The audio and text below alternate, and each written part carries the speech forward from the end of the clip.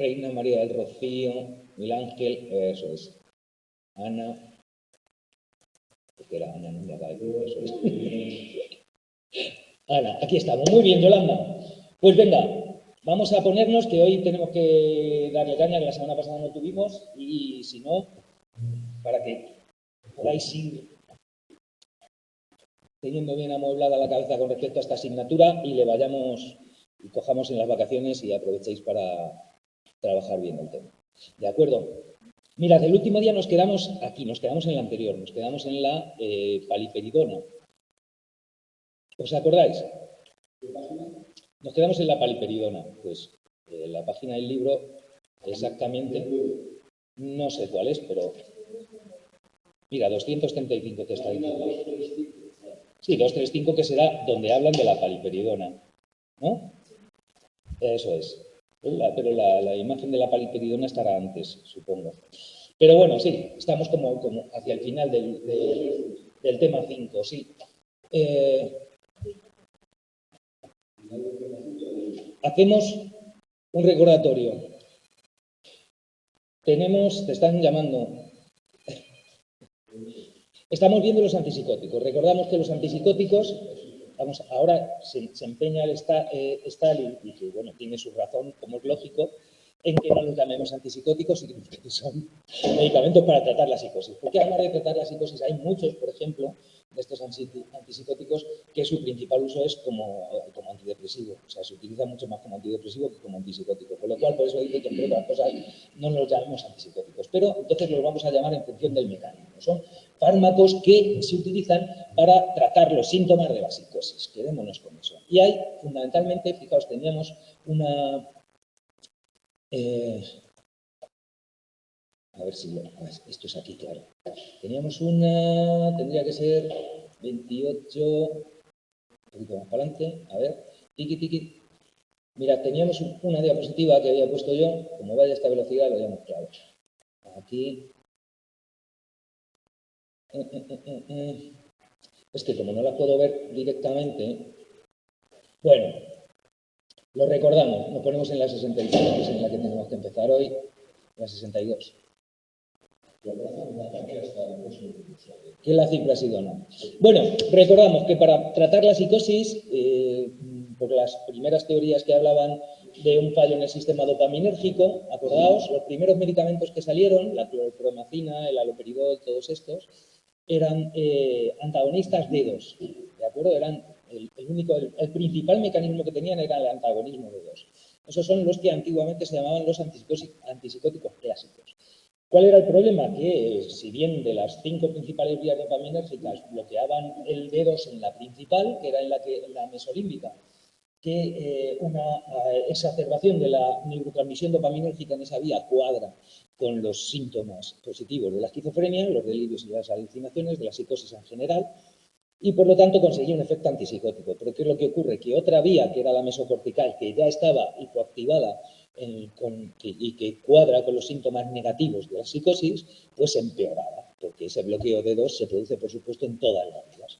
Entonces, además del bloqueo de D2, recordamos que estos clásicos solían tener como añadidos un efecto antihistamínico, un efecto antiadrenérgico y un efecto antimuscarínico, ¿de acuerdo? Esos eran los 3 efectos añadidos que generalmente todos, en mayor o menor medida, solían tener, ¿de acuerdo? Todos los antipsicóticos clásicos. El muscarínico parece que podía paliar de alguna manera el efecto secundario que se producía por hipoactivación en la vía microestriada. ¿Os acordáis que de la vía microestriada, el área tegmental ventral y la sustancia negra son los centros del tronco del encéfalo donde se produce dopamina?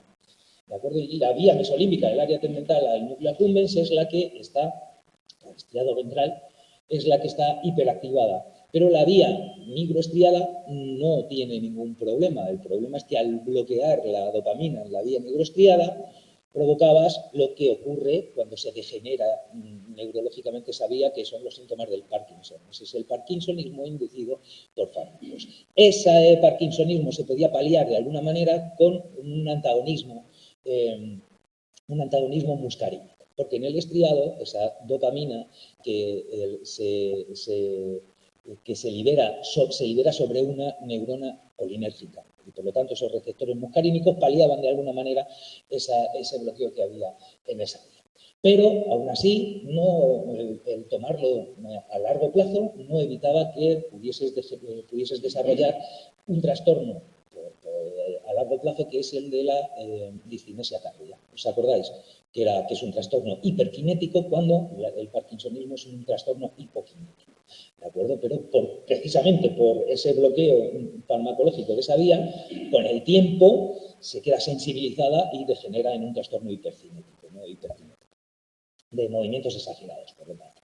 Eso eran los clásicos. Como digo, la clorpromacina, el haloperidol, que quizás sea el más vendido, etcétera, etcétera. A partir de ahí, después desarrollaron, y por eso vimos las bases farmacológicas, de que la interacción entre la serotonina, el glutamato y la dopamina, de manera que sin antagonizar completamente el D2, antagonizando también el 5-HT2A, un serotoninérgico, pues conseguías también el efecto antipsicótico sin necesitar un bloqueo tan grande del D2 en la vía mesolímbica y por lo tanto en el resto de vías, con lo cual reducías mucho los efectos secundarios de alterar otras vías. Esa es la clave de las que se dijeron antipsicóticos atípicos, los que se llamaban antipsicóticos atípicos, que se caracterizan farmacológicamente, por lo tanto, por un doble antagonismo dopaminérgico y serotoninérgico. ¿De acuerdo? Entonces, la mayoría de los medicamentos, la pina, las donas, los PIP, el RIP, todos estos que eran los antipsicóticos atípicos, fundamentalmente las pinas y las donas, son antagonistas dobles, antagonistas dopaminérgicos serotoninérgicos, como la ciprasidona que tenemos aquí, que veis siempre que está enfrente uno de otro, el antagonismo 5-HT2A y el antagonismo D2, aquí, ¿no?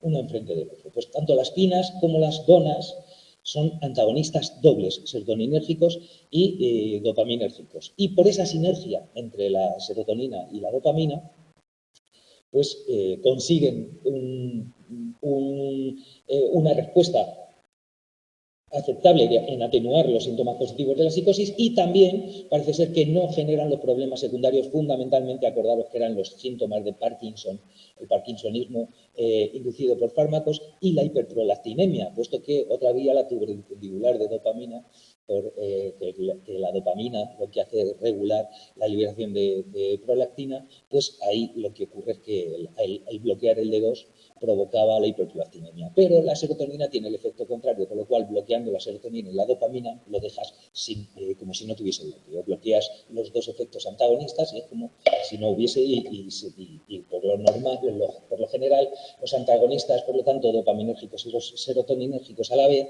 no producen la hiperprolactinemia. Eso es la base farmacológica. Por lo tanto, ya tenemos el bloqueo de dos fundamentalmente desde los clásicos, más los añadidos de muscarina, histamina y adrenérgicos, los alfa, como los tres, el doble serotoninérgico, dopaminérgico. Luego hay otra modalidad, que es que en vez de el receptor 5-HT2A hace exactamente lo contrario que el receptor 5-HT1A. De manera que antagonizar el 2A es lo mismo que agonizar el 1A. Entonces hay otro mecanismo que en vez de utilizar el antagonismo utiliza el agonismo parcial en concreto. Y es el agonismo parcial del D2 y del 1. ¿De acuerdo? Que es análogo, precisamente por esa contraposición de funciones que tienen el 2 y el 1 de la serotonina, el efecto es el mismo y lo que se busca es lo mismo. Y esos son los PIP que tenemos aquí, el aripiprazol como el principal que veremos hoy en un ratito y el brexpiprazol y bueno, los derivados a partir de ahí. Porque de cada uno de estos grandes, antes llamados antipsicóticos atípicos, salió uno primero, que es el que se utiliza como referencia y luego se van elaborando los demás, ¿no? Como os digo, de los clásicos era la clorpromacina, de los antipsicóticos, de los antagonistas dobles serotoninérgicos era ¿cómo se llamaba? ¿Cuál era el primero de estos? La clozapina, perdón, que se me olvidaba, no lo he visto, me acuerdo. La clozapina, pero me pongo a mirar papeles sin gafas y eso es imposible. Ya llegamos a una edad en la que eso ya no funciona. La clozapina como referencia de las pinas, como el patrón oro de las pinas, luego con las donas la risperidona que vimos el otro día, ¿os acordáis? Y luego con los PIP sería el aripiprazol. Esos son los tres como fundamentales y clásicos. De las pinas, la clozapina es el fundamental, el patrón oro, el primero que salió, y luego los otros añaden cosas, ¿no? Entre otras, acordaos que estaba la quetiapina, que es muy versátil y era el de los tres fármacos. La quetiapina era el de papá oso como antipsicótico, mamá oso como antidepresivo, y el osito que era como sedante, solamente hipnótico, por su especial afinidad que tiene por el receptor de histamina, el H. Eso era, os acordáis, ¿no? Ya vimos entonces la risperidona como la clave de las donas y la paliperidona, que vimos que era un metabolito de la risperidona, ¿os acordáis? Pero que tenía una farmacocinética distinta. La farmacocinética es cómo se mueve el fármaco por tu cuerpo, o sea, es cómo lo tomas, qué vía de administración utilizas, cómo se absorbe, cómo se distribuye, cómo se metaboliza y cómo se excreta. Eso es lo que es la farmacocinética. Y la farmacodinámica es, una vez que llega a la diana que sea, qué es lo que hace esa diana. Por ejemplo, cuando actúa sobre el receptor que actúa y qué es lo que provoca al antagonizar o agonizar ese receptor sobre el que trabaja, ¿no? Entonces, cuando dicen de cuestiones farmacocinéticas, es muy importante porque ya sabéis que muchos de los medicamentos que se toman se metabolizan unas partes en el hígado. Y esos metabolitos, unas veces son activos o son metabolitos inactivos. Si son activos, pues al final, en realidad, cuando te tomas un medicamento, en realidad tienes una mezcla del principio activo y del metabolito activo. Así, depende de cada uno, hay metabolizadores más rápidos, metabolizadores más lentos, pues esas mezclas serán variando. De ahí que con cada persona al final se tienen ensayos y errores hasta llegar a ajustar la dosis idónea con cada paciente. ¿De acuerdo? Entonces, hoy nos queda por ver las últimas donas, los PIP y los RIP y algún otro que hay por ahí, una rona nueva que había este año, que la llaman la rona, la lumateperona, la arona, lumateperona se llama. A mí me sale, ya sabéis, lumateperdona, pero mal dicho, lumateperona es la que hay este año. Y la veremos ahora a continuación de estos. Por lo tanto, los PIP y los PIP y RIP son los que utilizan el agonismo parcial en vez del antagonismo y doble también, con el 1A de serotonina y el D2 fundamentalmente. Algunos también actúan sobre el D3. ¿De acuerdo? Y luego veremos uno último, la pimavanserina, que es el único medicamento que actualmente funciona así, que utiliza solamente un antagonismo serotoninérgico, ¿vale? 2A y 2T, pero fundamentalmente el antagonismo serotoninérgico 2A, y sin embargo puede tener ciertas, aunque no utiliza, es el único antipsicótico que no bloquea el sistema dopaminérgico. Y sin embargo, bueno, pues puede ser sobre todo más interesante para aquellas psicosis que vienen por una neurodegeneración y indirectamente causan ese problema en las vías dopaminérgicas, pero el problema no es dopaminérgico en sí, sino es un problema generalmente más serotoninérgico y por la influencia de la serotonina en la dopamina. De ahí que sean especialmente útiles y además con menos efectos secundarios para tratar las psicosis endometriales. Estas cosas, ¿de acuerdo? Entonces, nos vamos a poner con la ciprasidona, que es la que veíamos hoy. Con ellos vamos a ver un par de cositas con cada uno, que es lo que hay que ver para que se os aclare. Bueno, fijaos, yo cuando ponía en esta presentación, ponía esta imagen de aquí. ¿Veis esta imagen de aquí? ¿Qué es eso? ¿Sabéis qué es eso? ¿Sabéis qué es eso? ¿Una báscula? No. ¿No sabéis qué es esto? ¿No sabéis qué es esto? Sí, es que soy muy modernos. No, son pastillas de freno, ¿no lo veis? Estas son unas pastillas de freno que están enteras y estas están gastadas. Esto lo pongo porque es... Eso es pastillas de freno. Eso es muy bien, frenos, M. Castro. Pues le pongo las pastillas de freno, lo que quiero decir en la diapositiva en la que aparecen las pastillas de frenos es que, como veis, esa pastilla está gastada, la de la izquierda, con lo cual hay que cambiar. Y entonces son buenos para cambiar, buenos agentes para cambiar, porque muchas veces, aunque en esta edición, en la nueva edición, no hay un apartado como había en el anterior en el que se trataba de cómo se cambiaba de antipsicótico, en este, eso lo evitáis, no tenéis que aprenderoslo, pero sí está bien que conozcáis que no es raro que el antipsicótico haya que cambiarlo, porque son medicamentos muy a largo plazo, empiezan a funcionar tolerancias, etcétera, efectos secundarios que al principio no te importan, luego te empiezan a importar, ¿sabes? Pues, por ejemplo, todos esos que hemos visto que en algún momento, para pararte el brote, pues cojonudo, pero seguir tomándolo de por vida, pues cuando ya no tienes el brote, pues tener esos efectos secundarios te complica la vida. Entonces, no es raro que haya que cambiar. Y cuando hay que cambiar, generalmente, fijaos, son importantes estos que tienen estos efectos, no ganancia de peso, no riesgo metabólico, no riesgo. ¿Os acordáis de la autopista metabólica que llevaba al final primero con un aumento de la ingesta, luego con un desarreglo de triglicéridos, etcétera, etcétera, una prediabetes, una diabetes y a la tumba que ponía tal ahí? Pues esa es la idea. Entonces, no tiene ese riesgo cardiometabólico y, sobre todo, fijaos, no aumenta un intervalo que es el intervalo QT-C, que pone aquí. El C es de corregido. Aquí pone que sí, que ya sé que está fuera de los límites de la pizarra. ¿Y ahora qué? Eso es. Aquí. El intervalo QT, mirad, es, si vosotros veis una gráfica, voy a dibujarlo aquí, aunque quede encima, ahora lo borramos. Si vosotros veis una gráfica de un electroencefalograma, viene más o menos así, ¿de acuerdo? Mirad, y luego tiene así, así. Este es el dibujo habitual de las gráficas de electrocardiograma. Fíjate, pues esta montañita es la T, esta montañita es la T, y esta bajada del inicio de este pico que tienes aquí es la Q. Entonces, el intervalo QT es la distancia que hay entre este punto y este punto en la gráfica, que es una medida que se toma en el electrocardiograma, de manera que si eso se prolonga, si se amplía, el QT, la distancia QT es indicativo de probabilidad de arritmias y, por lo tanto, fallo cardíaco. Por lo tanto, cuando os mencionan el intervalo, el que no aumenta el intervalo QT, es que no causa esas arritmias, no tiene ese riesgo. Todos los medicamentos que sean susceptibles de ampliar este intervalo necesitan una monitorización, ¿de acuerdo? Para ver si te está ocurriendo. Esa es la idea. Y la C significa corregida con la frecuencia cardíaca, porque esa distancia varía en función, no es la misma si tienes 60 pulsaciones que si tienes 120. ¿De acuerdo? Entonces, la C es de, como veis, siempre es una C más pequeña además, es el intervalo QT y C en pequeño de corregida con la frecuencia cardíaca. Esa es la idea. Voy a borrar esto para que no me quede eso, borrar esto. Entonces, eso.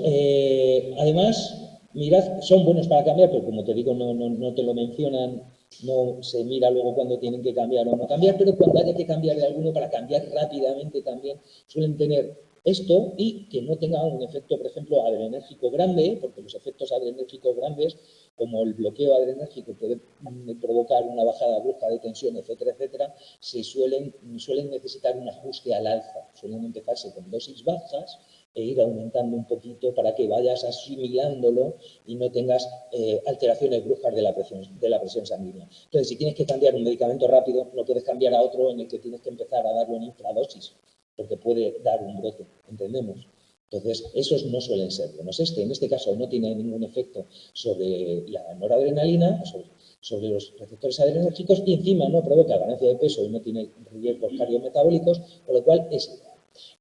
Dice 2 veces al día con comida de 500 calorías. El problema de este medicamento es que tienes que tomarlo 2 veces al día. Tienes una duración corta y eso sabemos que a la larga siempre complica también la adhesión al tratamiento.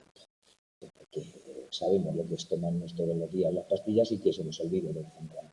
Entonces, cuantas menos tomas necesites, más fácilmente cumples el tratamiento. Es así de simple, ¿vale? Entonces, a grandes rasgos, ese es el contra que podría tener la ciprasidona como principal. ¿Esto puede ser individual o ninguno de estos productos tiene la opción de que sea... Sí, mira, este es un producto, por ejemplo, intramuscular. También pueden tener, tiene una posibilidad de dispensación intramuscular que viene bien para urgencia, para intramuscular de urgencia, pero tú habitualmente no vas a estar pinchándote todos los días el medicamento.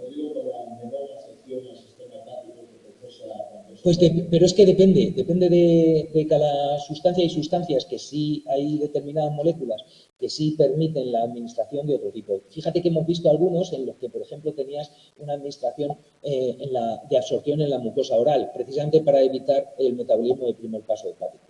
Hay de todos, hay de POTS, hay de... Entonces, pero no se puede hacer La vía de administración, quiero decir, no es independiente de la molécula en sí, sino que esa molécula admite, ha conseguido, se ha preparado, ha conseguido tener ese tipo de dispensación, pero no se puede hacer con todo, ¿no? Entonces hay unos que se absorben mejor de una manera, unos que se absorben en el estómago, otros que se absorben en el duodeno, otros que son de otro, en la mucosa, como te digo, otros que pueden ser intramusculares, en fin, la panoplia es variada. Y depende, ya te digo, de la suerte que tengas. Si no, todos, evidentemente, se tendrían que poder tomar de varias maneras para ajustarse a las necesidades de cada momento. Dime. No, no, intramuscular, el DEPOT, fíjate, es como que es de liberación lenta y prolongada. Intramuscular lo que te dice es que se puede inyectar directamente y tiene efecto agudo, de urgencia. ¿Vale? El DEPOT no es de urgencia, el DEPOT es de mantenimiento. Es para que tú vengas, tienes cita hoy, te pincho un DEPOT y te doy cita cuando sé que se va a acabar la liberación de esto. Si tengo un DEPOT de un mes, pues ideal, pues venga, dentro de un mes vienes a verme. Que no vienes a verme dentro de un mes, pues te busco, porque te va a dar un brote. O tienes riesgo de que te dé un brote porque vas a quedarte sin la medicación. Pero DEPOT es la idea de que es como un depósito, como que se deposita y por lo tanto de ahí del depósito se va extrayendo poquito a poco. Esa es la idea. Eso con la ciprasidona. Es una inyección que te ponen. Lo que pasa es que esta inyección... sí. Y se va liberando y se va asimilando a largo plazo. Esa es la idea. No, hay otros... Para el cáncer existen, pero ahí te ponen, pero lo que te ponen ahí son Portacat, que se llama, que es como te ponen un depósito subcutáneo, que es un depósito, y lo que hacen es pinchar en ese depósito. ¿Sabes? Lo que tienes aquí como queda subcutáneo, entonces tienes como una membranita que ves, pinchas y llenas el depósito y hasta la siguiente.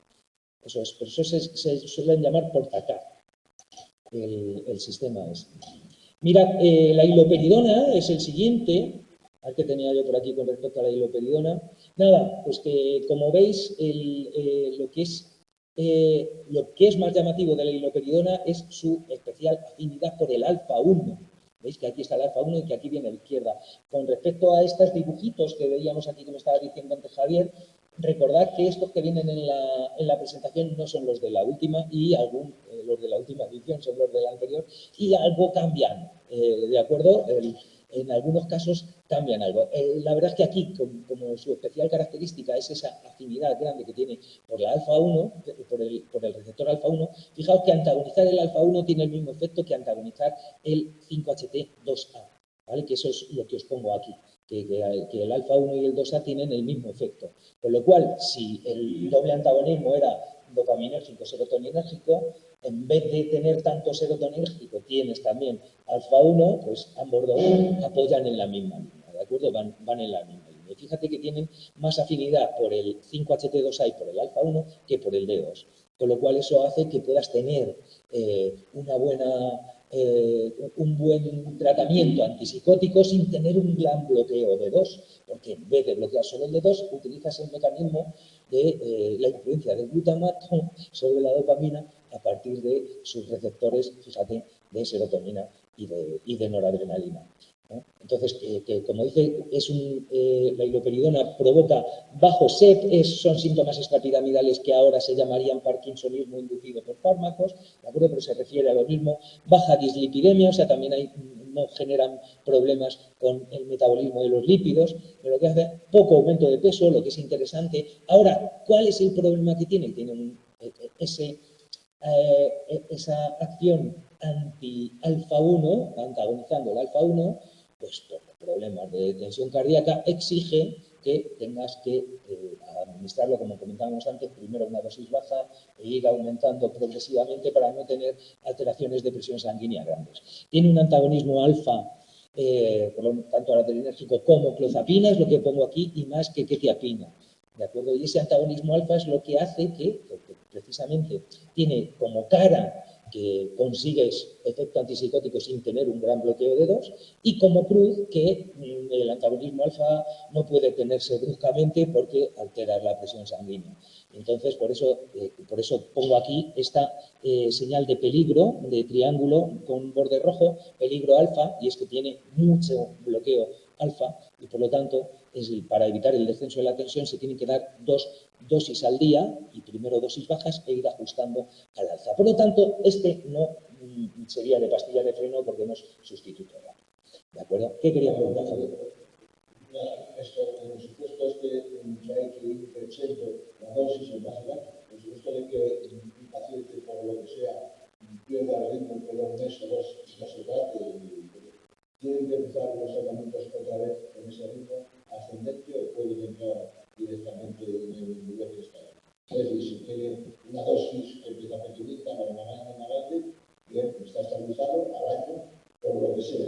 Se despista, se va, y no tiene tratamiento durante 2, 3, 4 meses, cuando reinicia el tratamiento. Si no tiene durante 2, 3, 4 meses, habría que empezar con el antipsicótico que sea, como se tenga que empezar ese antipsicótico. O sea, que es como si después de 2, 3 meses sin tomarlo, tienes un lavado de todo lo que tengas. Date cuenta que los casos más, sí, cuando tenías la clozapina, por ejemplo, que es de vida, de semivida muy larga, pues son como 4 semanas si dejas de tomarla para poder empezar a tomar otro antipsicótico. Pero te estoy hablando de 4 semanas, es un mes. Entonces, si estás 2 meses, 3 meses sin tomar el antipsicótico que sea, sí, pero que te quiero decir que dependerá del tiempo que lleves, de lo que sea, pero que si te has adaptado durante un tiempo a tener eso y has ido subiendo poquito a poco y luego eso lo mantienes durante el tiempo, que te dejes un día, que te dejes 2 días, probablemente tengas ya esa tolerancia al efecto alfa, pero si te tiras tiempo suficiente como para que se vuelva a desestabilizar todo, pues habrá que volver a empezar con el antipsicótico que sea. ¿De acuerdo? Fijaos que aquí volvemos a tener las pastillas de freno. Aquí tenemos a la lurasidona. La lurasidona, por lo tanto, no provoca sedación, no tiene ese efecto alfa-1, ¿de acuerdo? No provoca peso, no provoca aumento de peso, no dislipidemia y no alfa-1, con lo cual, pastillas de freno. Bueno para cambiar si necesitas hacer un cambio rápido. Este, como algunos otros, se necesita, se absorbe mejor con comida, pues porque esa absorción gástrica es mejor con comida, por lo que sea. ¿De acuerdo? Eso ocurre en algunos medicamentos, que es mejor, pero no es que te digan que es mejor con comida porque te dañe la mucosa gástrica como te ocurre con el ibuprofeno o con la aspirina, sino que es porque se absorbe mejor el medicamento al absorber también comida, ¿vale? Como que al absorber comida te llevas también medicamento. Y uno de los efectos claves que tiene la lurasidona es, fijaos, provocado por ese antagonismo 5-HT7, ¿vale? Este 5-HT7, lo veis aquí, que supongo que será este de aquí, el 5-HT7, tiene un efecto sobre el 5-HT7 que se expresa en neuronas GABA, y antagonizar el 5-HT7 al final el efecto que tiene es de aumentar el glutamato en el córtex prefrontal. Con lo cual, eso pues tiene un efecto también antidepresivo, tiene un buen efecto antidepresivo. Aquí tenía puesto que junto a ciprasidona y aripiprazol, que lo veremos ahora, es bueno para cambiar, etcétera. Efecto antidepresivo fundamentaltalmente por el efecto, por lo que digo, por el antagonismo 5-HT, que aumenta la serotonina. Al final, aquí lo que veis es que esto sería una neurona serotoninérgica que desde el núcleo del RAFE liberaría serotonina en el córtex prefrontal. De manera que, fijaos, esta misma serotonina a través de este bucle con GABA, lo que hace es un bucle de retroalimentación negativa, de manera que cuando libere serotonina, reduce la liberación de serotonina. Aquí, al bloquear esto, eso no se produce y por lo tanto aumenta la liberación de serotonina en córtex prefrontal, lo que cuadra con sus efectos, con sus teóricos efectos y prácticos, porque se ha visto que práctico también es, que hay evidencia pues eso, clínica de un efecto antidepresivo de la lurasidona. Aumenta el glutamato, por lo tanto, y serotonina en córtex prefrontal. ¿Qué más decían? Que es a menudo es el preferido, el antipsicótico preferido para niños, pues se tolera bastante bien y es muy eficaz para la depresión bipolar, es lo que te comento. Hoy veremos el tema de la depresión bipolar. Veremos qué es lo que ocurre. Vamos a ver el siguiente es la nueva que hay este año, que es la Arona esta, la Arona, y por lo tanto no tengo el dibujo, el esquema, que es la Lumateperona, que a diferencia de las donas, fijaos, acordaos que os dije, las pinas tenían un perfil más complejo, las donas tienen un poquito menos, y una de las principales diferencias es que como efectos principales no tenía una inhibición de los recaptadores de monoamina. Sin embargo, esta arona, la lumateperona, sí tiene como uno de los efectos principales la inhibición de la recaptación de serotonina. Sabemos que los inhibidores de la recaptación de serotonina tienen efectos ansiolíticos y antidepresivos, por lo cual también esa idea podéis tenerla y es correcta. ¿Qué otra cosa ocurre con esta? Fíjate, lo que comentan en vuestro texto es que hay pruebas preclínicas que de alguna manera indican que puede funcionar sobre el D2, sobre el receptor D2, de manera diferencial en función de si es presináptico o si es postsináptico, cosa que farmacológicamente no tiene sentido. Quiero decir, no tiene sentido que el efecto final sea así. Pero evidentemente, cuando es un medicamento que se engancha y se acopla a un receptor, se acopla a ese receptor y el medicamento y el receptor no saben en qué membrana están. Y siempre que se acople producirá lo mismo.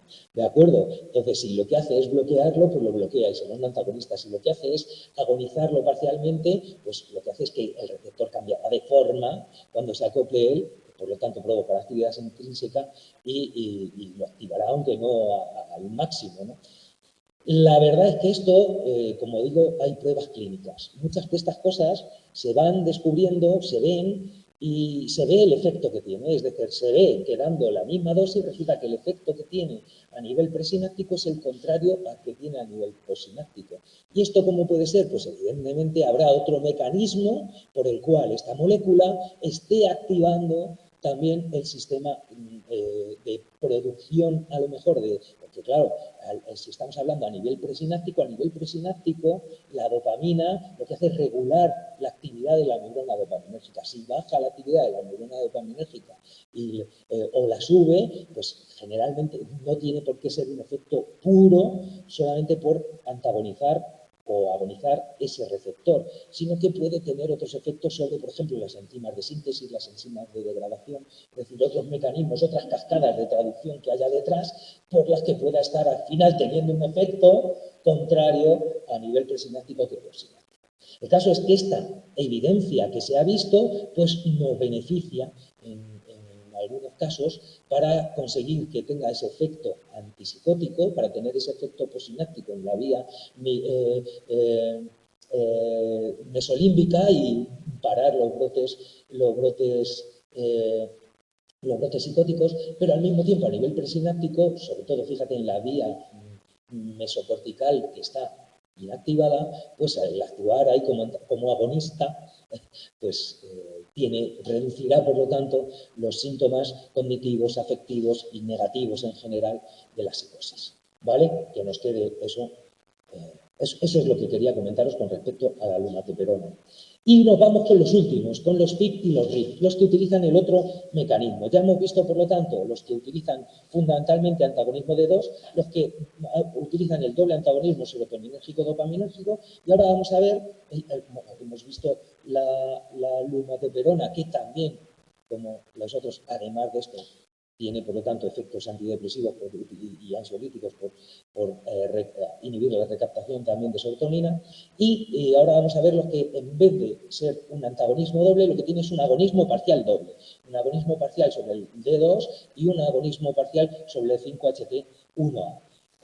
Recordamos que el agonista parcial los agonistas parciales puede estar dentro de todo el espectro agonista más cerca del antagonismo o más lejos del antagonismo y más cerca del agonismo, ¿no? Un agonista parcial es aquel que, fijaos, si actuasen sobre un receptor ionotrópico, por ejemplo, un agonista total, pues a lo mejor si la línea base de ese receptor ionotrópico es dejar pasar dos iones, por ejemplo, sin que tengan ningún ligando sobre él, deja pasar 2 iones, ya sabéis que hay una línea base, aunque no tengan ningún ligando el receptor, ¿no? Deja pasar 2 iones, cuando hay un agonismo total, a lo mejor deja pasar 10 iones por unidad de tiempo, ¿de acuerdo? Y los agonismos parciales, pues habrá algunos que dejan pasar muy cerquita de 2 y casi sería un agonista casi antagonista, que es el que casi lo deja en su línea base, pues sería aquello que lo ampliase a 3, a 4, de manera que hay agonistas parciales que pueden ser más calientes, más cerca del agonismo, suele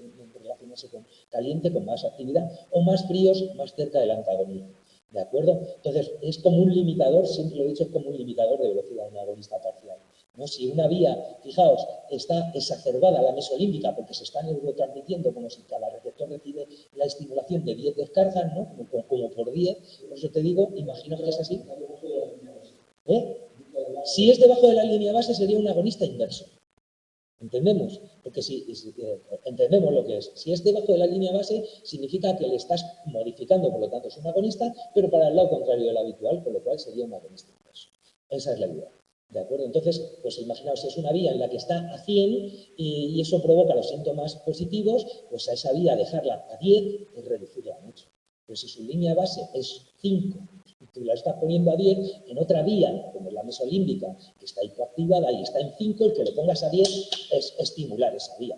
¿Entendemos? O sea, que es que el agonista parcial lo que tiene que buscar, el símil de los cuentos que utilizaba el personaje de cuento que utiliza Stahl para el aripiprazol y para, en general, los agonistas parciales es el de Ricitos de Oro, la niña repelente que iba buscando exactamente su justa medida, ¿no? De esta silla muy grande, esta silla muy pequeña, esta es la que me... Pues eso es, como que lo que estás buscando es la quetiapina, eran los 3 osos, y el aripiprazol es Ricitos de Oro, la que va buscando el ajuste. Pero entendéis perfectamente que ese agonismo parcial en unas vías será ampliar la neurotransmisión en esa vía, utilizar ese agonismo parcial, y sin embargo las vías en las que esté desatada la neurotransmisión, ese agonismo parcial será una reducción de eso. ¿Comprendéis por qué puedes tener, por lo tanto, buenos efectos antipsicóticos incluso con menos efectos secundarios?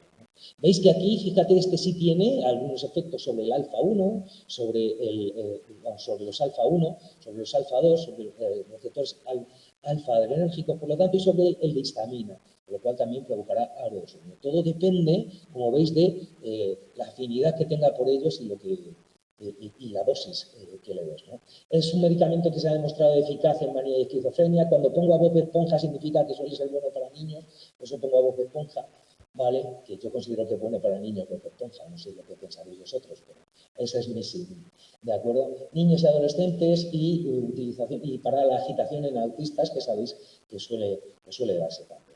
No provoca aumento de peso ni dislipidemia, con lo cual, junto con la ciprasidona, la lurasidona, también son buenos para cambiar, si necesitas un cambio rápido.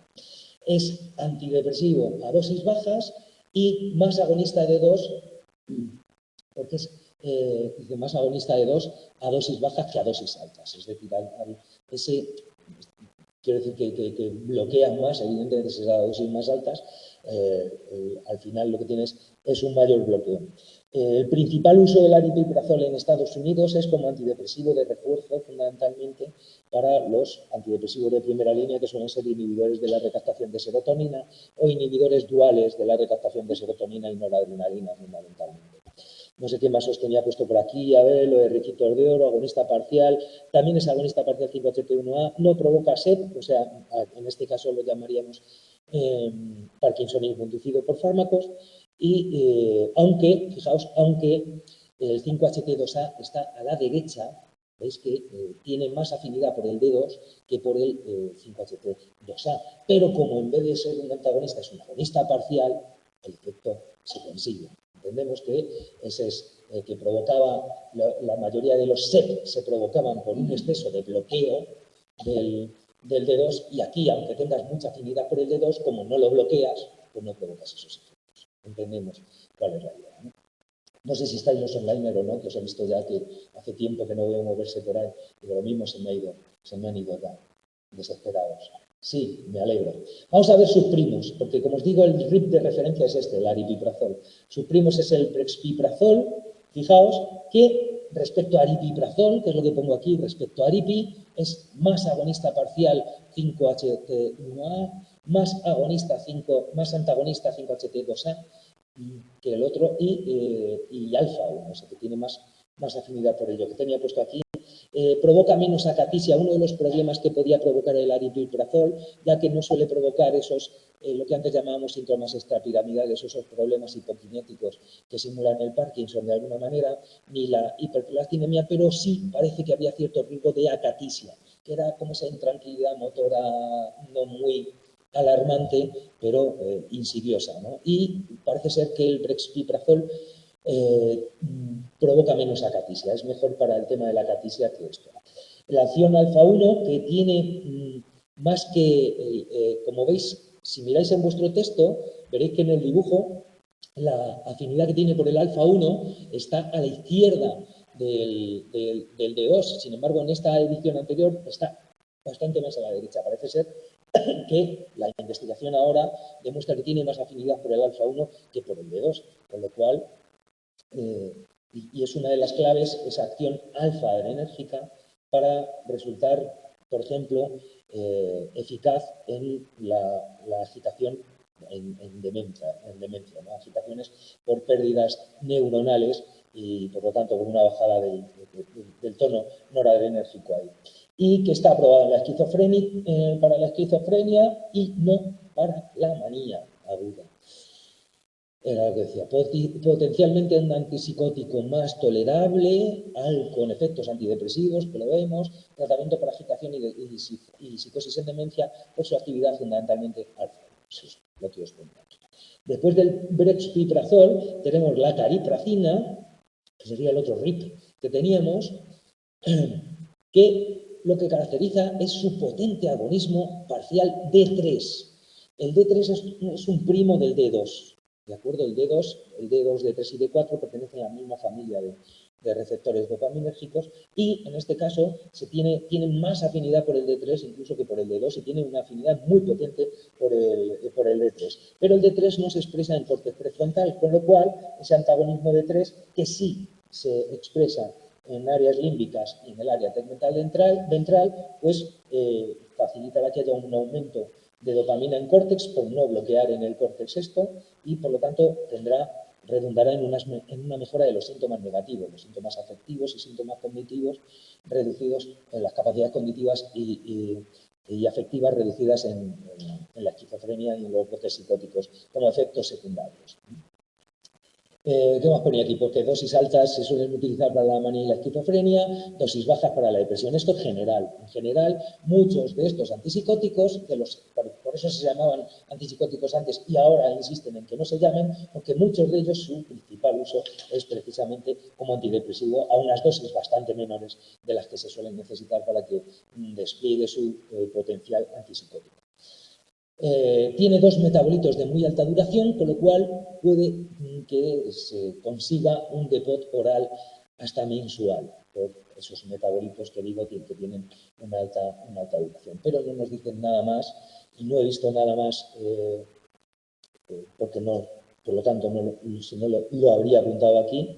Con lo cual habrá que investigar. Antes, fijaos, se hablaba de que esa especial afinidad tan grande que tiene por el D3 nos permite averiguar más a dosis muy bajas, solamente se unirá a lo que tiene más afinidad, con lo cual tendrá una selectividad por el D3 con respecto al D2. Entonces, esas dosis muy bajas se puede relacionar esos efectos que tenga con la acción concreta del D3, que no se sabe muy bien cuál es la acción concreta del D3, ¿de acuerdo? Porque los medicamentos no suelen ser tan selectivos sobre el D3, sino que los que actúan sobre el D2 también actúan sobre el D3 y sobre el D4, no en la misma medida y no se expresan igual de abundantemente en todos los circuitos. ¿De acuerdo? Pero hablaban de el potencial de cara a investigar, la investigación básica y a comprender cuál es el mecanismo que se despliega al activar el D3, precisamente por esa altísima afinidad que demostraba por el D3 con respecto al D2. De manera que una dosis muy bajita, si tiene un efecto dopaminérgico, será solamente achacable a su acción sobre el D3 porque no tiene suficiente concentración para unirse al D2. Esa era la idea. ¿De acuerdo? Vamos con el último, con el especial, con la pimavanserina. Este es el que hemos dicho que es el único antipsicótico que no tiene acción sobre el D2. Y al no tener acción sobre el D2 se basa exclusivamente en un antagonismo 5-HT2A y antagonismo 5-HT2C. Por lo cual sus efectos antipsicóticos e incluso antidepresivos pues solo son achacables a este efecto serotoninérgico puro. Y este efecto serotoninérgico puro hace que sea preferible para aquellas psicosis que tienen efectos sobre la vía dopaminérgica y provocan los síntomas positivos, pero indirectos por muerte neuronal de vías de neuronas, por lo tanto, serotoninérgicas. Entonces, como veis, está aprobado para la psicosis en Parkinson y en última fase de ensayos para psicosis en demencia, que al fin y al cabo el Parkinson es otra demencia muy localizada al sistema serotoninérgico, al sistema dopaminérgico. Los últimos son los otros, porque decían que había PIP, RIP, ¿cómo era? Pinas, donas, PIP y RIP, y otros. Hablaban dentro de los otros, antes hablaban del sertindol y la sertralina, que esos ahora hemos visto que son asimilables a los antipsicóticos clásicos, a los primeros, a los que solamente utilizan el antagonismo de 2 como principal mecanismo antipsicótico, y estos son otros que, fundamentalmente los tres, el sertindol, la perospirona y la blonanserina, los tres son dobles antagonistas serotoninérgicos dopaminérgicos. ¿Vale? Hablaban de que, fijaos, el sertindol se retiró del mercado por el riesgo de aumentar el intervalo QT, que hemos visto antes, en el electrocardiograma, y por lo tanto provocar problemas cardíacos, pero sin embargo se ha reintroducido después como un medicamento de segunda línea, ¿no es? Pero que porque para algunos pacientes resistentes pues todavía es una herramienta más que puede tener el psiquiatra a su disposición. Y por eso se ha vuelto a reintroducir. La perospirona, fijaos, está aprobada en Japón, en Asia, dicen en el nuevo texto, creo, en algunas zonas de Asia, no en Estados Unidos y tal, y bueno, pues es otro antagonista serotoninérgico, dopaminérgico normal, y además, fíjate, con el agonismo parcial 5-HT1A, que ya sabéis que agonizar el 5-HT1A es lo mismo que antagonizar el 2A. La quetiapina también tenía ese efecto doble, porque no solamente es este medicamento. Que sepáis qué ocurre. Estos son los otros y por lo tanto son de bastante menos utilización amplia. Notad, la blonanserina es otro antagonista serotoninérgico dopaminérgico que no venía en la anterior edición y por lo tanto no tengo el dibujito, que tiene más afinidad por el D3 que por la dopamina, o sea, si compite la dopamina y la blonanserina por el receptor a la misma concentración, se une la blonanserina y no la dopamina, fijaos, y se supone que puede tener, es una posible mejora en los síntomas negativos y en la depresión bipolar. Pero que pues parece que está todavía como medio, aunque no lo comentan explícitamente, lo dan a entender como que está todavía en fase como de ensayo con él. Y con esto damos un repaso general a lo que son todos los antipsicóticos, ¿de acuerdo? Acordaos que todos los medicamentos que se utilizan para la psicosis tienen esos 4 mecanismos, o bien solamente dopaminérgico, o bien doble antagonismo dopaminérgico serotoninérgico, o bien doble agonismo parcial dopaminérgico serotoninérgico sobre el 1 en vez de sobre el 2 ahí, y o bien un efecto puro de antagonismo serotoninérgico nada más, que es la pimavanserina. Ya está, esas son todas las posibilidades que tenemos. Y con eso ya hay bastante, ¿no? Que ya le hemos dado, fijaos, que ya hemos tenido que hablar para ver todo esto, hemos hablado ya de la neurotransmisión dopaminérgica, de la glutamatérgica, de la serotoninérgica, hemos hablado de un montón de cosas ya que hay que llegar a poder entender para aclararnos y para que vuestra cabeza quede un poquito organizada de cara a que esto lo podéis recordar también.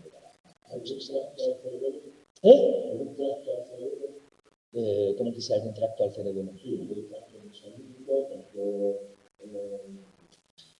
La conexión con el cerebelo como tal, seguro que hay conexiones con el cerebelo diferencial. No conozco ninguna vía concreta que busque la activación o la inactivación del cerebelo. Sí, la del cerebelo. Sí, regula influye. Ya sabes que la agresividad es decir, que cada vez se están descubriendo más interacciones del cerebro. Date cuenta que nuestro sistema nervioso central, en realidad, cuando estudiamos una parte, otra parte, pero en realidad afecta a todo. ¿Por qué? Porque al final todo está conectado. O sea, el cerebro no está aparte de lo demás, no está, hay una interconexión. Entonces, algo habrá, pero no sé de unas, no veo unos efectos, no.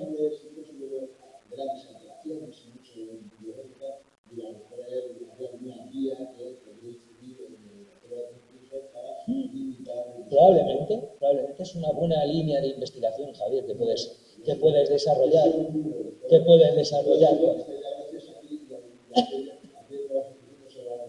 Sí, sí, sí, sí.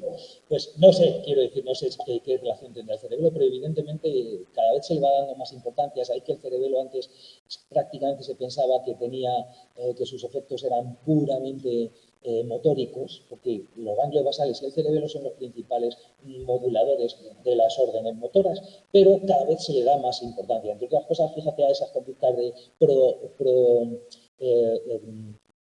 esas conductas que provocan la agresión o que evitan la agresión, ¿no? que vimos con uno de los papers que metieron como una de las prácticas, que cada vez hay más estudios que van a involucrar al cerebelo en cuestiones cognitivas, fundamentalmente, y conductuales, no puramente motóricas. Cada vez se sabe que estará por ahí funcionando. Pero no detallan en ningún momento que yo haya visto la implicación cerebelosa con nada.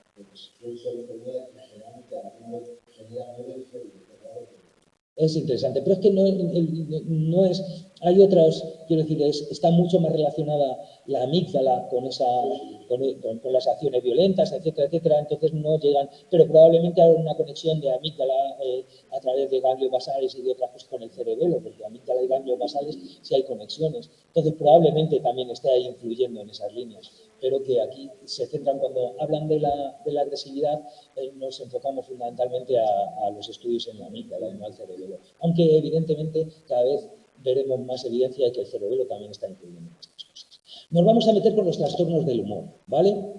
En este tiempo que nos queda, por lo menos para empezar hoy con los trastornos del humor. Y lo primero que hablan ahora, porque también nos han descolocado con respecto a cómo estaba la división anterior, todo esto con los trastornos del humor, y empiezan en el tema 6, lo primero que hablan, que empiezan a contar, pues eso, las dimensiones, empezamos a ver las dimensiones sintomáticas de los posibles trastornos del humor, y por lo tanto hay dos polos que hay que manejar. Uno sería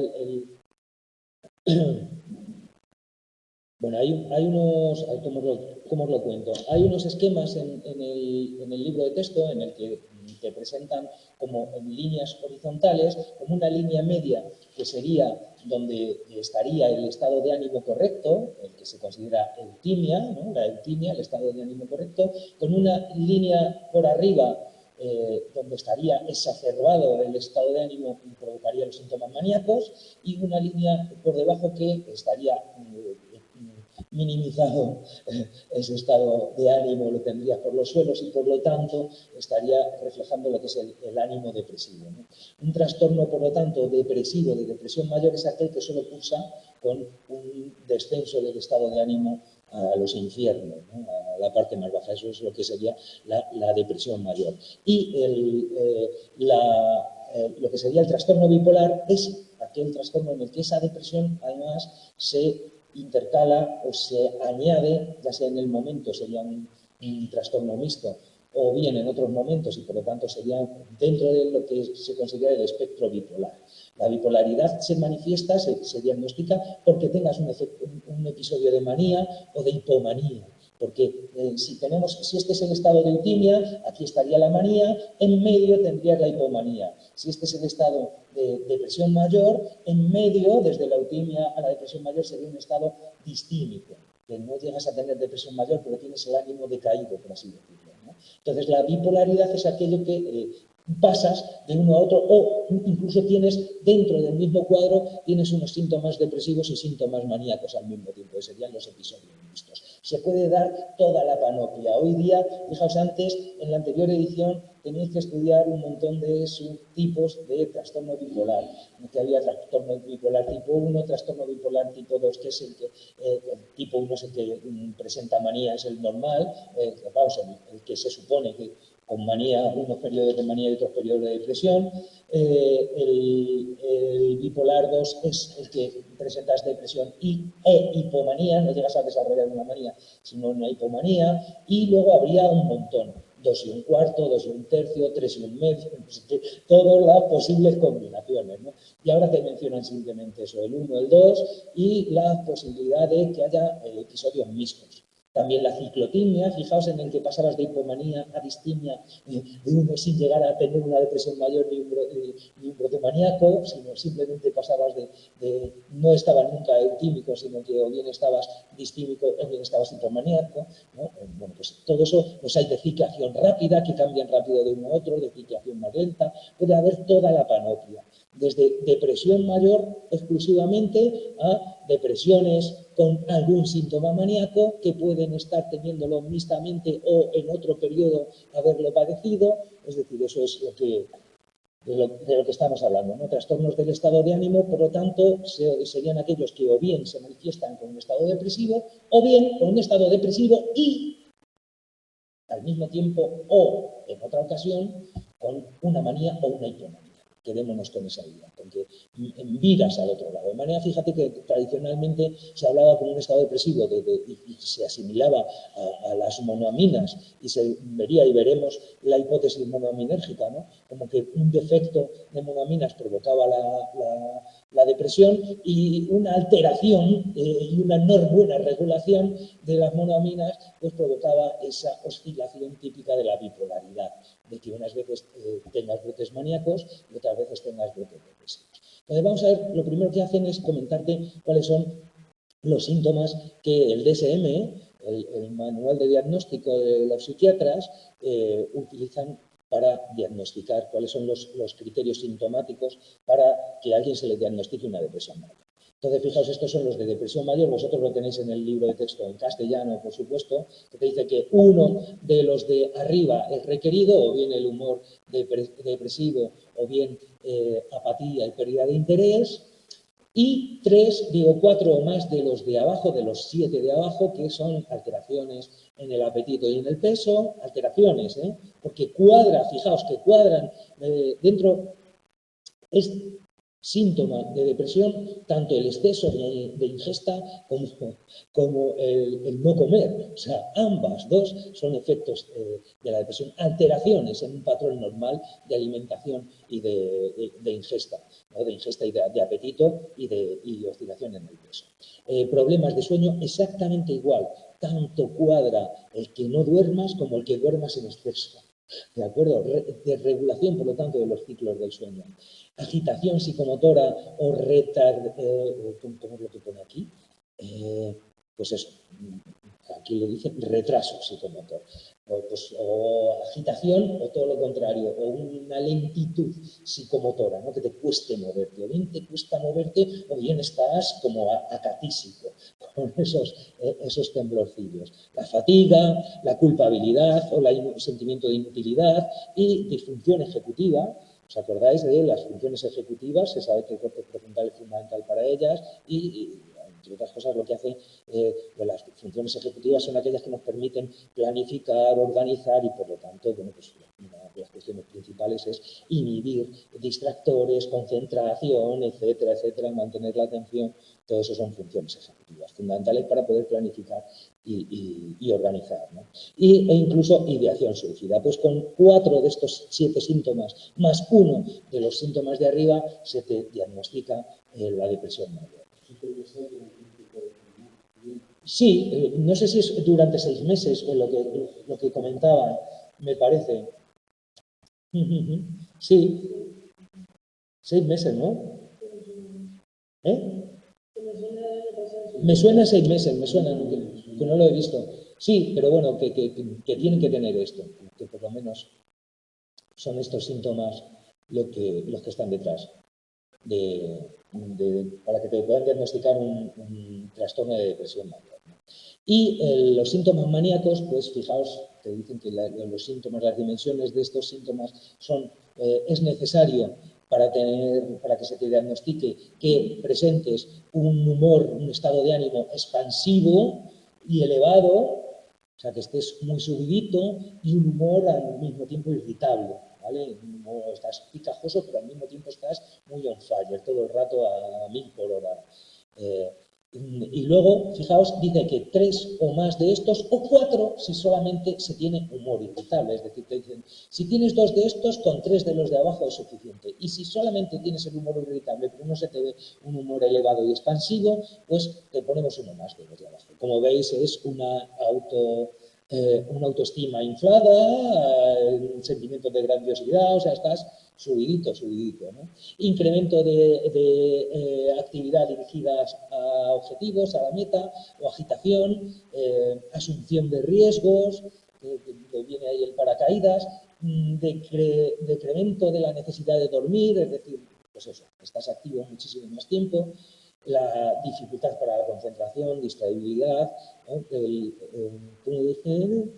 El discurso aceleradísimo, y como tal, como lo ponen aquí, más hablador, discurso apremiante, eso es, ¿no? Pérdida de ideas, fuga de ideas, ¿vale? Fuga de pensamientos, pensamientos acelerados, etcétera, etcétera. O sea, como veis, son síntomas que todos identificamos pues, con ese brote de repente que estás. Por lo tanto, los relacionamos y tienen una cierta relación con los síntomas positivos de la psicosis, porque son muchos síntomas, muchos medicamentos que son eficaces para, los síntomas positivos, para frenar los síntomas positivos de la psicosis, también son eficaces para frenar el estado maníaco, para bajarte de ese estado subido a un estado tímido, que es lo que antes hablaba, es tal de atacar desde arriba. Atacar desde arriba es porque, suponiendo que el estado maníaco está arriba, el depresivo está abajo, pues si estás en un estado depresivo hay que atacar desde abajo, si estás en un estado maníaco habrá que atacar desde arriba, ¿no? Lo que hay que hacer es bajarte, si estás en un estado de abajo hay que subirte, pero no subirte lo suficiente como para que te vayas hacia el otro estado, ¿no? que es lo más complicado farmacológicamente. ¿Cuál es el problema de esto? Y antes de pasar a ver más, antes de pasar a ver la serotonina. ¿Cuál es el principal problema que hay en cuanto al tratamiento de los pacientes con un trastorno del estado de ánimo? Pues el principal problema es que la mayoría de los pacientes te van a venir con un estado depresivo. Porque cuando uno está en un polo maníaco no siente que tenga problemas, sino todo lo contrario. Estás que no necesitas dormir, asumes riesgos como un loco, eres el protagonista en todos los lados, o sea, se te ve, estás continuamente, tienes un discurso aceleradísimo que para ti es súper coherente, con lo cual estás en un momento de triunfo, por así, y encima te crees la leche, con lo cual no sientes que tengas que ir a que te traten. Sin embargo, cuando estás en un estado depresivo, sí. Entonces hay muchas depresiones que en realidad responden a una depresión bipolar, a un proceso de bipolaridad en el que ahora te han pillado en el polo deprimido, pero en realidad tienes un trastorno bipolar y no una depresión mayor. Porque el problema, fijaos, es que los medicamentos que son eficaces para tratar la depresión unipolar o la depresión mayor, la depresión que no es la fase depresiva de un trastorno bipolar, sino que es un problema en sí, son eficaces ahí. Los medicamentos de primera línea son los inhibidores selectivos de la recaptación de monoaminas, fundamentalmente de serotonina y de serotonina, noradrenalina y algunos incluso de dopamina.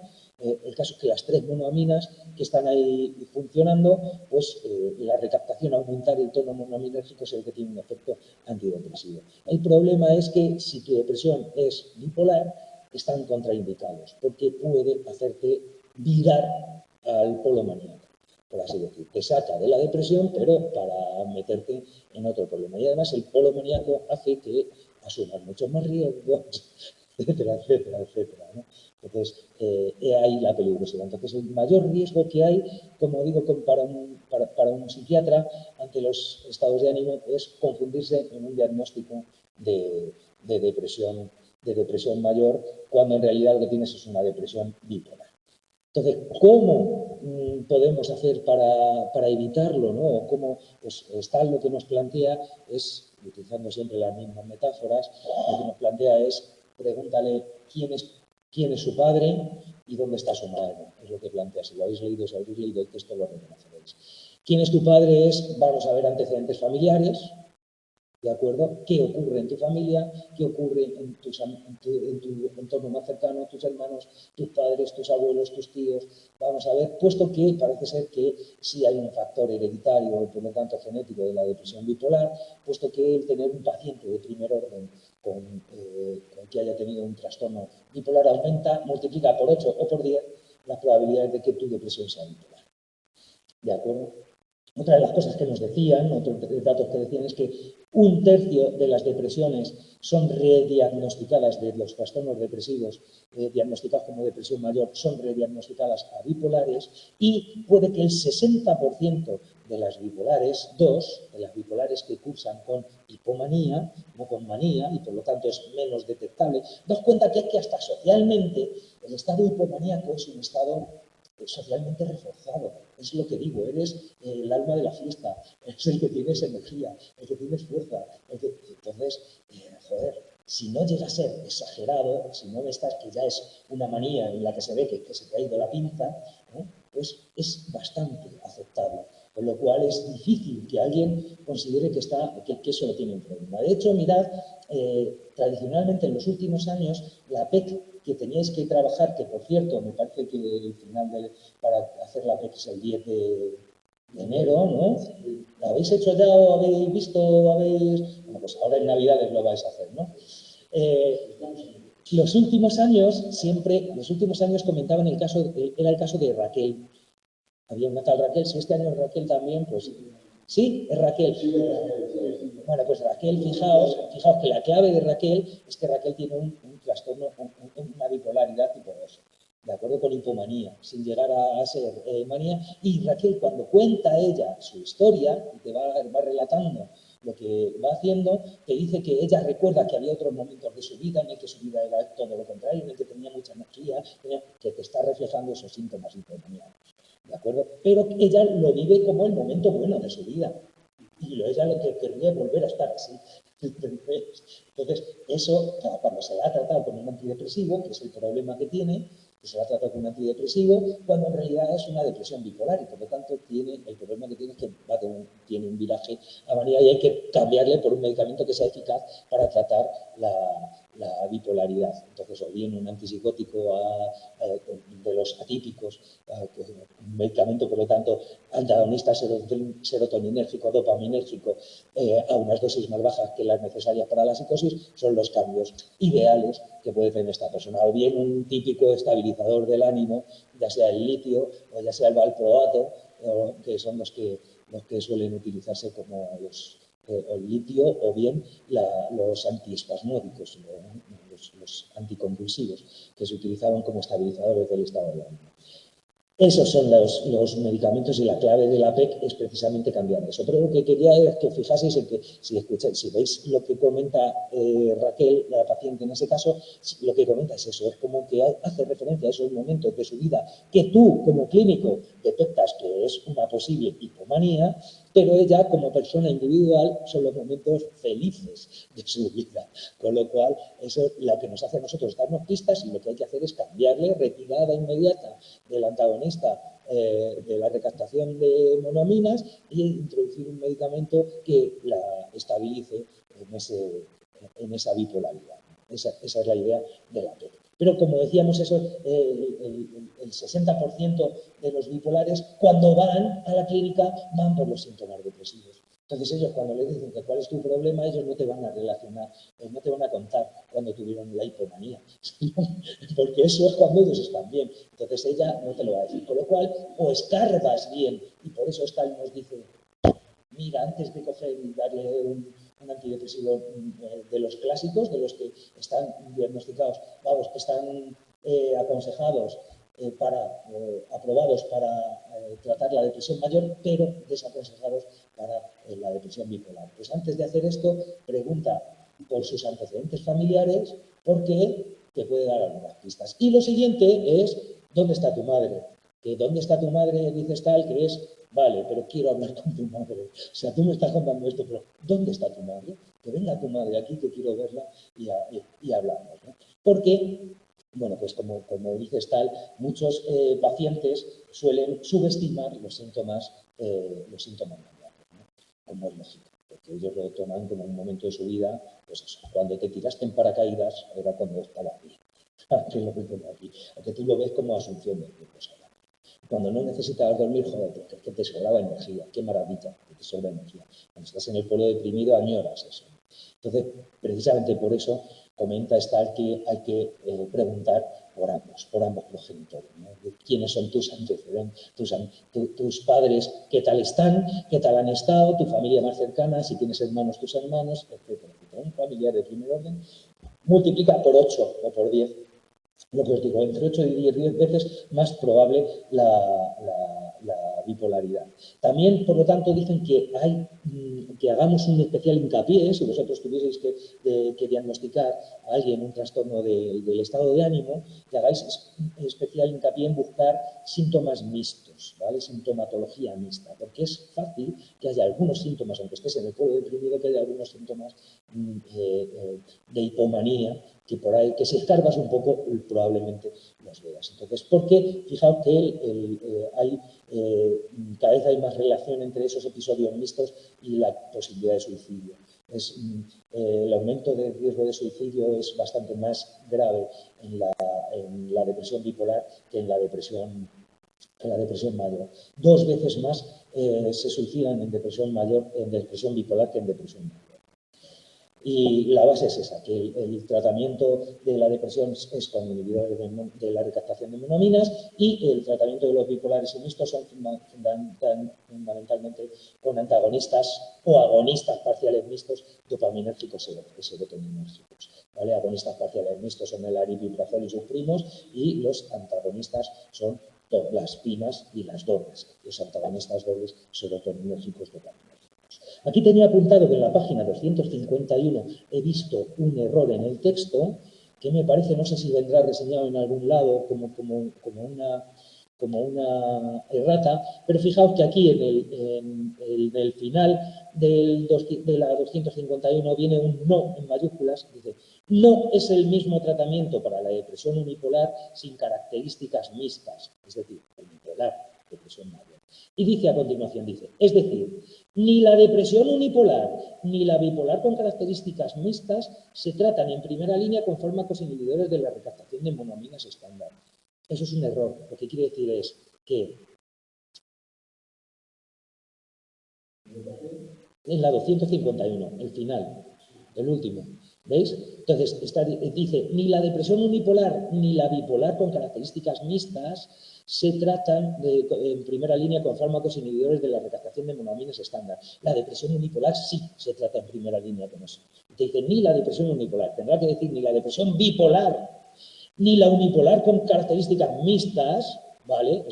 O la bipolar mixta, es decir, ni si estás en estado depresivo, ni si estás pero es una depresión bipolar, estás en la fase depresiva, un trastorno bipolar, o si es un trastorno depresivo que presenta características mixtas, y por lo tanto es una bipolaridad que se está dando al mismo tiempo, partes del polo maníaco y partes del polo depresivo, se tratan con recaptadores de las monoaminas. De hecho, lo que sigue diciendo es que en la depresión unipolar, utilizados ampliamente en la depresión unipolar, eso es, y que se analizan en el capítulo 7. Fijaos que dice, ni la depresión unipolar ni la bipolar, y luego dice, se utiliza esto utilizados ampliamente en la depresión unipolar. Es un error, donde pone unipolar quería decir bipolar.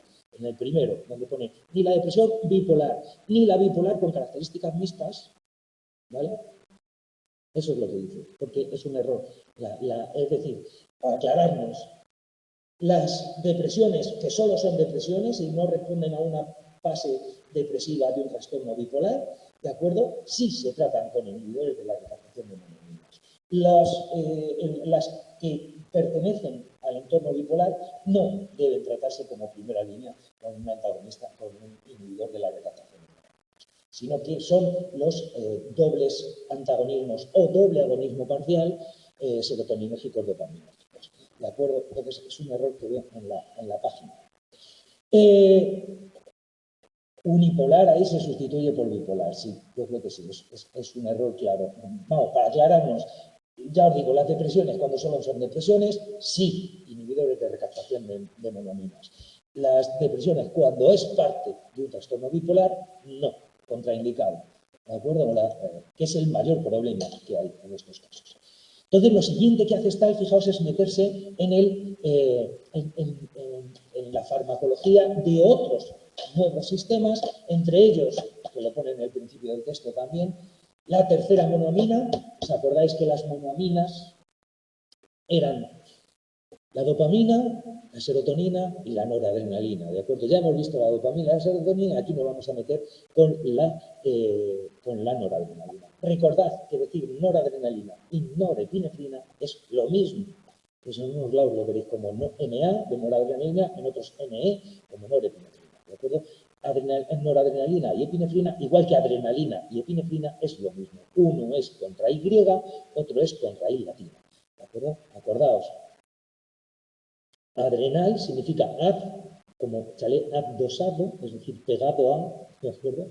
Adrenal, pegado al riñón. Puesto que la adrenalina también se fabrica en las glándulas suprarrenales. Y epinefrina es lo mismo. Epi es sobre, acordaos, epidural es porque te la ponen encima de la dura madre, y nefrina, coño, el nefrólogo, la nefrona es la célula del riñón, el nefrólogo es el médico del riñón. O sea, una epinefrina es dicho derivado del griego, y adrenalina es dicho, nombrada la misma sustancia, la tercera monoamina, fijaos, la tercera monoamina está muy relacionada con la dopamina.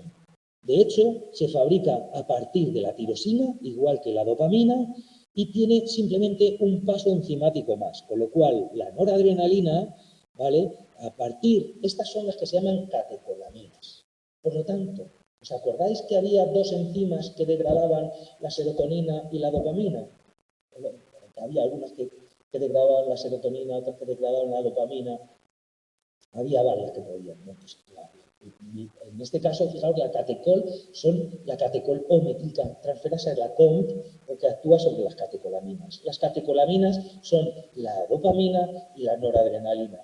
¿Por qué? Porque las dos se fabrican, tienen un grupo catecol y tal, pero vamos, las dos son derivadas de la transformación de la tirosina, del aminoácido tirosina. Coges el aminoácido tirosina, por lo tanto, presentan el mismo transportador de tirosina que las de dopamina, también llevan los genes y expresan la enzima de tirosina hidroxilasa, que es la que utilizaba la dopamina para transformar la tirosina en dopa, y la dopa descarboxilasa, acordaos que siempre lo primero era así. La serotonina era igual, pero con el triptófano en vez de la tirosina, ¿vale? Pero era lo mismo, primero una hidroxilasa y luego una descarboxilasa. Esa es la idea, ¿vale? El caso es que con las dos primeras enzimas se transforma dopamina. Y una vez que tienes dopamina, con la dopamina beta hidrolasa, otra hidrolización, por lo tanto, transformas esa dopamina en noradrenalina.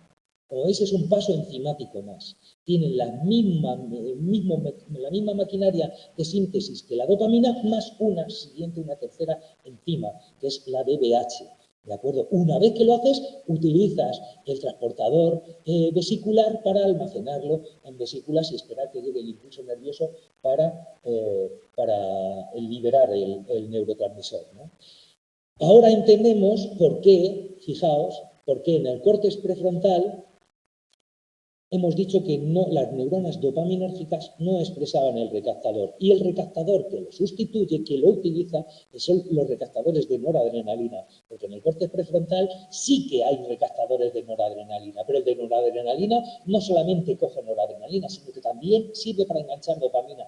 Bueno, ¿por qué? Pues porque si consigues recaptar dopamina, te evitas dos primeros pasos enzimáticos, con lo cual la dopamina también es un sustrato para la neurona de noradrenalina, ¿entendemos? Fijaos que esto hace que aquel medicamento que tenga un bloqueo, como acción farmacológica, un bloqueo del recaptador de noradrenalina, estará aumentando el tono noradrenérgico en todos los lados, y en el córtex prefrontal también estará aumentando el tono dopaminérgico, porque es la dopamina recaptada por el recaptador de noradrenalina, por lo cual tener un bloqueo del recaptador de noradrenalina es aumentar la noradrenalina, pero en córtex prefrontal también la dopamina. ¿Lo entendemos, no? entendemos cuál es el mecanismo. Estamos llegando ya al final, pero no nos va a dar tiempo a mucho más. Recordad, por lo tanto, que está la MAO A o B que pueden degradar la dopamina, por lo tanto, monoaminos, son monoaminas las tres, las monoaminosidasas actúan sobre las tres, y como es una catecol, también la COM. Este dibujo en el que viene la MAO fuera ya no existe en las nuevas ediciones, porque la MAO A o B siempre es intracelular. De hecho, se expresan a mitocondrias. No puede estar sin que haya una mitocondria. ¿De acuerdo? Entonces, esto es la diapositiva en la que muestro cómo se sintetiza y cómo se degrada la monoamina. Por supuesto, ya sabéis, es el recaptador. Cuando recaptas, cuando se libera mucha noradrenalina, rápidamente difunde el espacio sináptico y se acopla a todos los receptores y rápidamente empiezas a recaptar. Empiezas a reducir la concentración en sinapsis de noradrenalina hasta que la reduces tanto que ya se suelta la noradrenalina del receptor y se acaba el efecto en la neurona postsináptica. Eso es cómo funciona. Y además luego ya coges y la degradas. El siguiente día ya nos vamos a ver, nos meteremos con los receptores noradrenérgicos y con el otro sistema que es el GABAérgico, ¿de acuerdo? El otro sistema de neurotransmisión que hay que controlar. Espero que no os hayáis aburrido mucho los onliners y ya llegamos al final y nos vemos la semana que viene, chicos. Vamos a parar la grabación que no nos da tiempo a más. ¿Eh?